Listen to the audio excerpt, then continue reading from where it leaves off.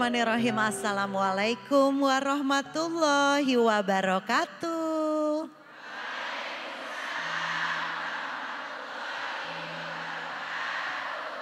Iya, Masya Allah, selamat datang di kajian hati bersama Ustadz Hilman Fauzi. Kajian hati, tenangkan hatimu. Jadi topiknya ini mengenai rezeki.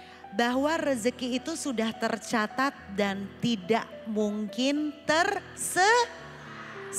Jadi kalau kita ngirim surat salah alamat, tapi kalau rezeki tidak pernah salah alamat. Baik, kalau begitu tanpa berlama-lama lagi kita langsung mendengarkan tausiah dari Ahilman. Mangga A.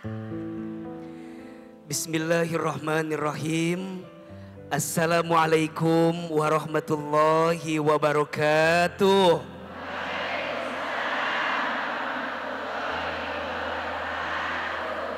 Bunda, apa kabar semua? Sehat? Hari ini kajian hati akan membahas tema yang sangat menarik. Judulnya adalah rezeki sudah tercatat, tak mungkin tersesat. Banyak di antara kita yang sering gelisah dengan urusan rezeki. Banyak di antara kita yang seringkali merasa lelah untuk mencari rezeki. Bahkan tidak sedikit ada yang stres, ada yang frustasi. Padahal mohon maaf, rezeki itu sudah tercatat, tak mungkin tersesat.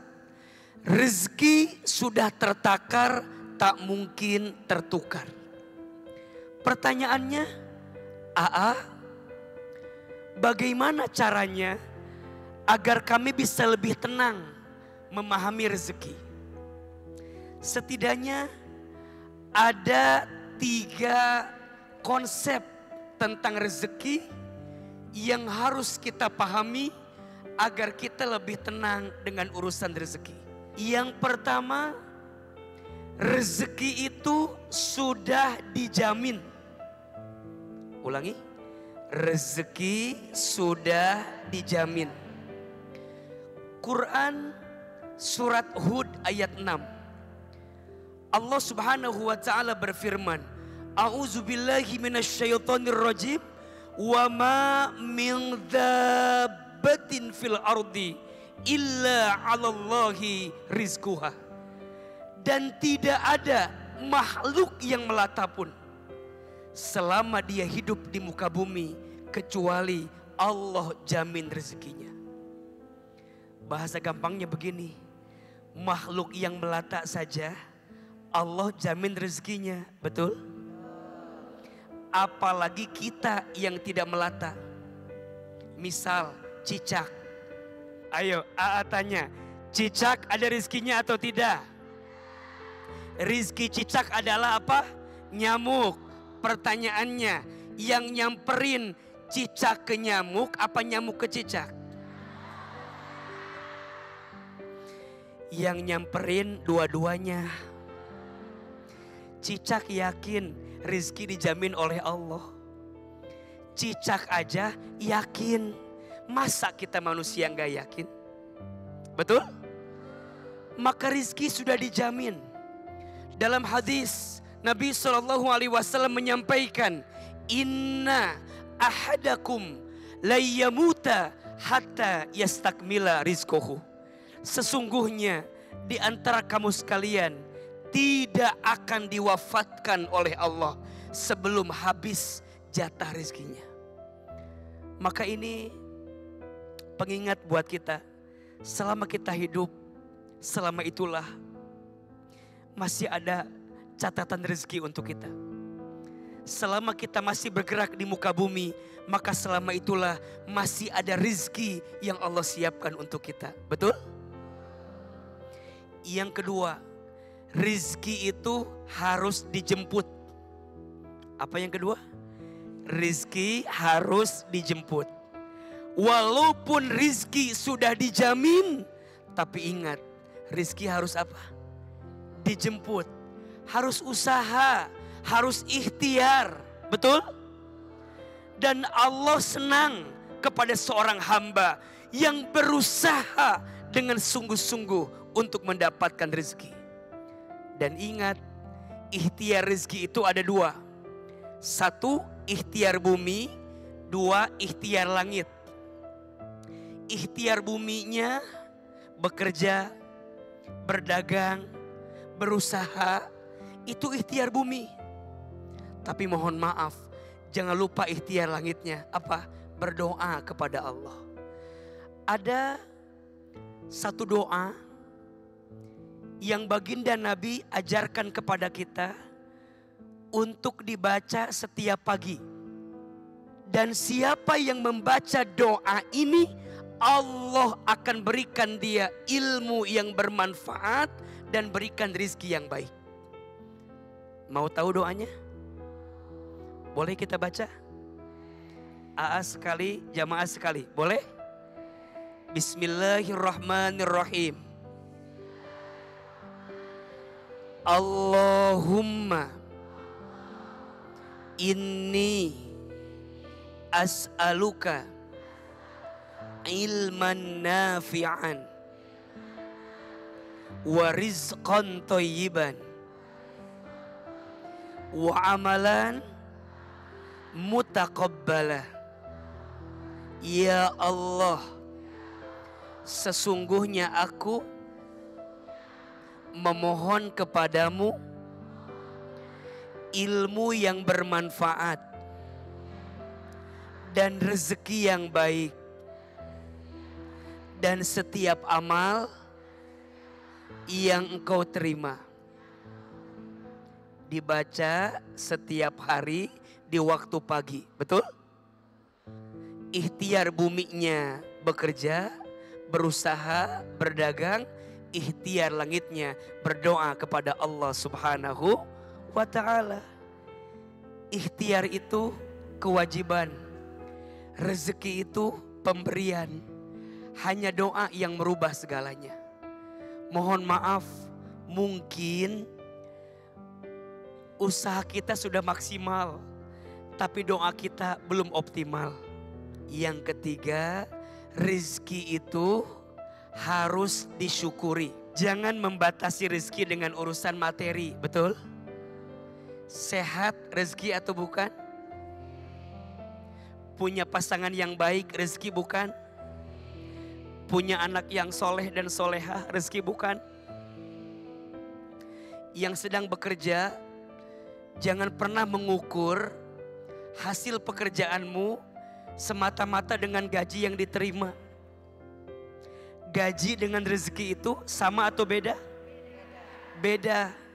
Gaji itu terbatas, rezeki tidak terbatas. Gaji ada tanggal bulannya, rezeki tidak ada tanggal bulannya. Setuju?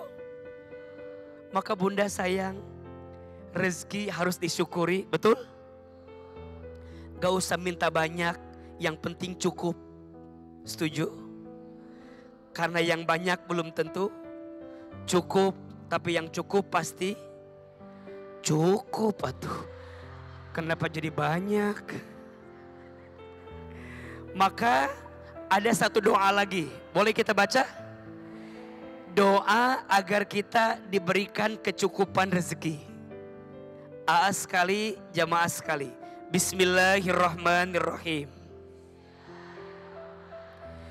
Allahumma kfini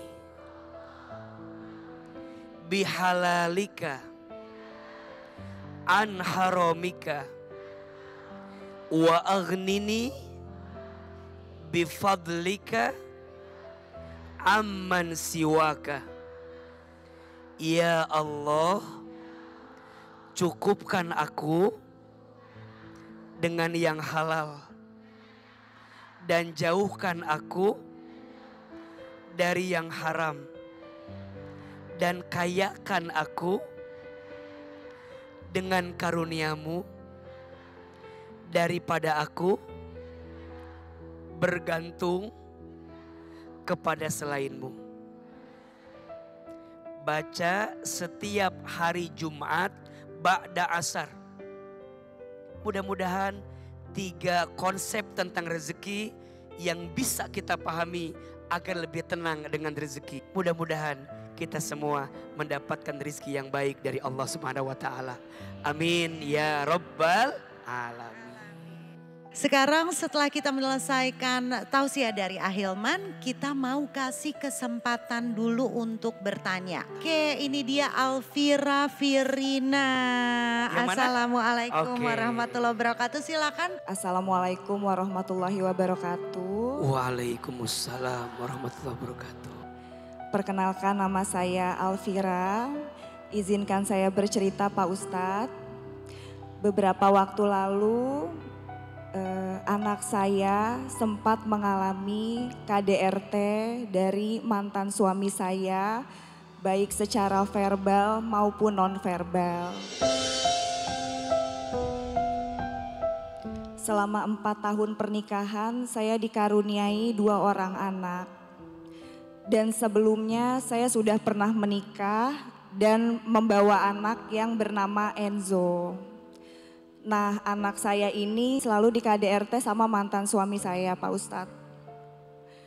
Jadi setiap saya bekerja, saya pulang bekerja, tiba-tiba anak saya itu suka ada memar di pipi atau di kupingnya.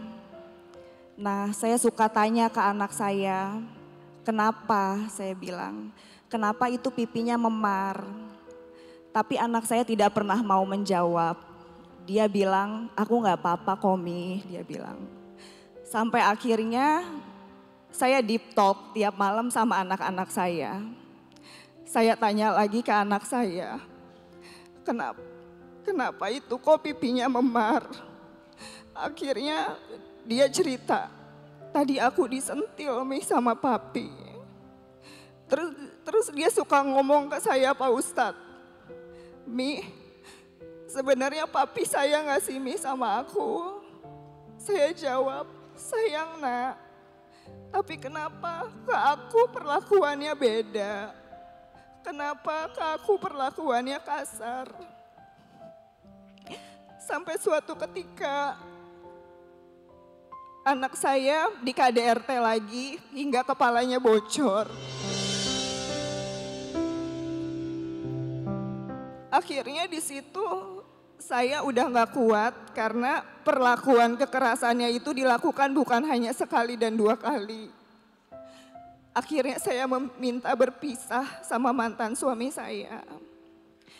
Dan ketika berpisah, saya tidak diizinkan bertemu dengan kedua anak saya selama 1 tahun. Jadi saya keluar dari rumah hanya bersama Enzo. Dan pada saat berpisah pun saya diancam mau dibunuh Pak Ustadz. Diancam, selalu diancam. Terus diteror sama mantan suami saya. Dibilang kalau misalnya saya mau ketemu sama anak-anak saya yang dari dia, pokoknya gak dibolehin. Dia selalu ngancem mau obrak-abrik rumah orang tua saya segala macam. Sampai pas saya berpisah pun mahar nikah saya diambil Pak Ustadz. Semua barang-barang yang dia berikan kepada saya diambil.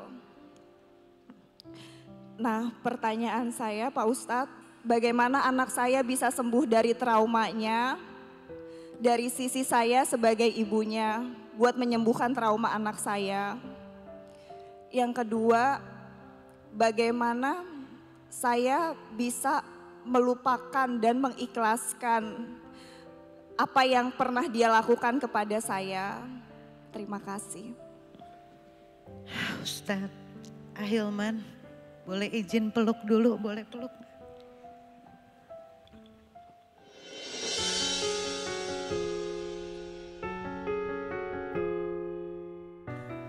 Mbak Alfira ini bisa hadir di sini Ahilman, datang ke tempat yang tepat sekali. Dan mudah-mudahan jawaban dari Ahilman ini bisa menjadi jalan keluar untuk Mbak Alfira. Silakan Ahilman. Iya. Pertama kita ingin ikut sama-sama menguatkan Mbak Alfira dan putranya. Semoga semua yang terjadi adalah bagian dari cara kita untuk tumbuh menjadi pribadi yang makin baik. Tentu tidak mudah menjadi beliau, tapi insya Allah hidup harus terus berjalan. Dan kita harus melewati semuanya dengan prasangka yang baik kepada Allah.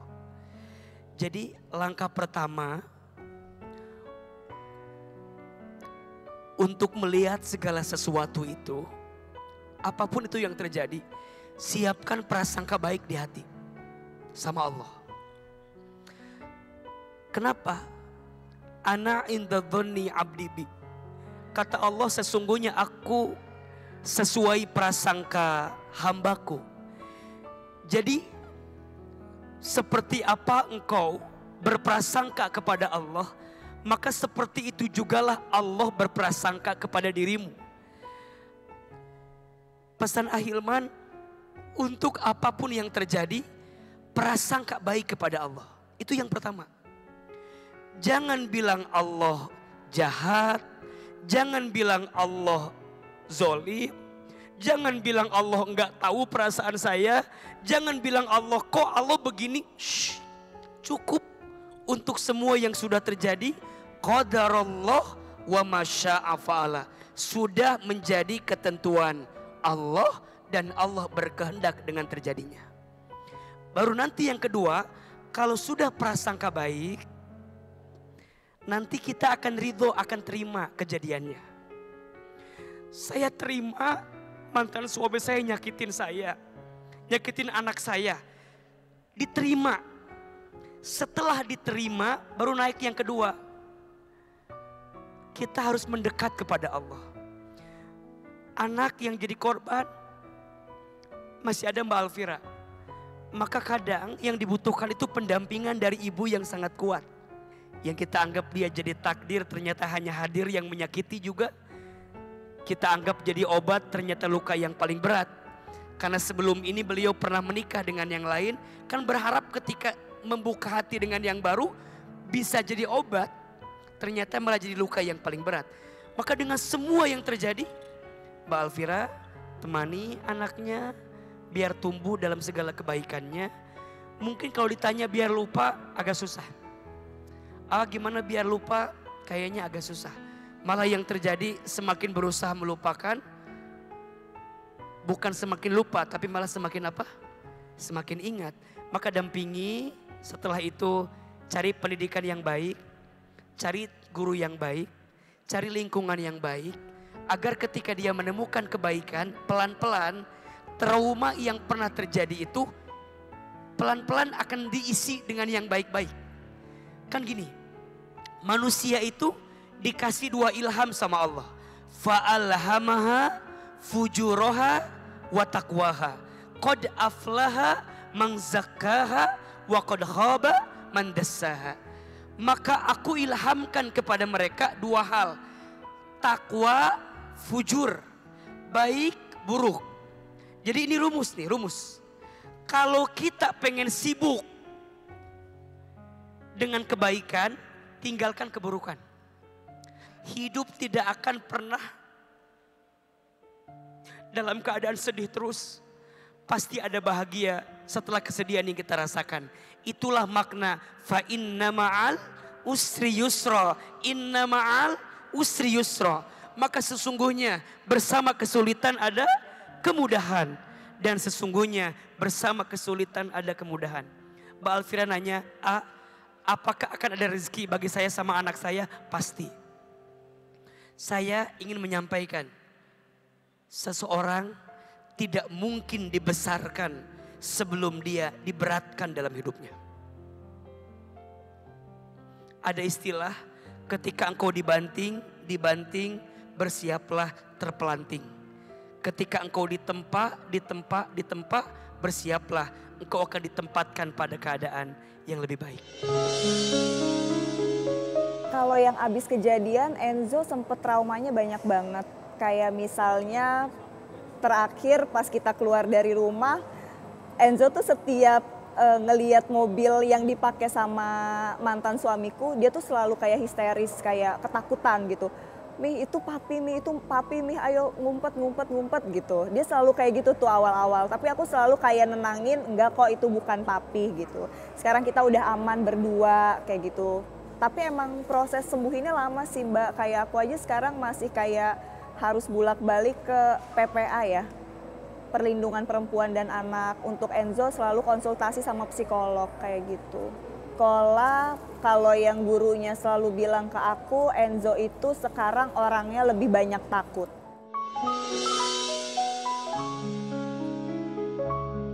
Aku ngerasa lebih tenang, aku ngerasa lebih yakin kalau memang kita itu harus selalu berprasangka baik ke Allah gitu. Apapun maksudnya yang udah aku lewatin sekarang, itu bakalan jadi pelajaran buat aku, dan aku yakin ke depannya aku bakalan bisa hidup jauh lebih baik lagi.